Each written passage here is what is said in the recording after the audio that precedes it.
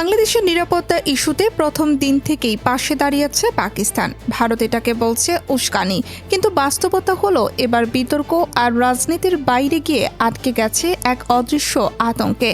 ভাইরাসের শঙ্কায় পাকিস্তানের সাংবাদিক নাসিম রাজপুত ডিএনএন নিউজে বলেছেন এমন এক কথা যা বিশ্বকাপ আয়োজনের ভিত নাড়িয়ে দিয়েছে। তার দাবি, ভারতে ভাইরাস সংক্রমণের খবর যদি ইংল্যান্ড টিম পুরোপুরি বুঝে ফেলে, তারা এক মুহূর্তও দেরি না করে সফর বাতিল করবে।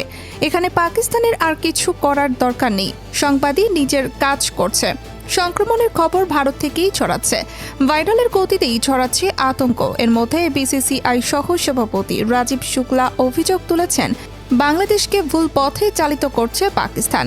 কিন্তু প্রশ্ন হলো, ভাইরাস কি পাকিস্তান ছড়াচ্ছে, নাকি বাস্তব পরিস্থিতি এখন বড় সত্য? ছোট বোর্ডগুলোকে হয়তো চাপ দিয়ে রাজি করানো যায়, কিন্তু ইংল্যান্ড, অস্ট্রেলিয়ার মতো শক্ত বোর্ড নিরাপত্তার প্রশ্নে কোনো আপোষ করে না। কলকাতায় ম্যাচ, সেই শহরই যদি সংক্রমণের হটস্পট হয়, তবে বাটলার, হ্যারি, ব্রোকোরা কি ঝুঁকি নেবে? এই অবস্থায় বড় প্রশ্ন একটাই, নির্ধারিত সূচিতে আদৌ কি বিশ্বকাপ হবে? যদি ভেন্যু বা সূচি বদলাতেই হয়, তবে আন্তর্জাতিক কূটনীতির এই খেলায় সবচেয়ে বড় নৈতিক জয়টা পাবে বাংলাদেশ। টাইগাররা খেলুক বা না খেলুক, লড়াইটা এখন শুধু ক্রিকেটের না, সম্মানের।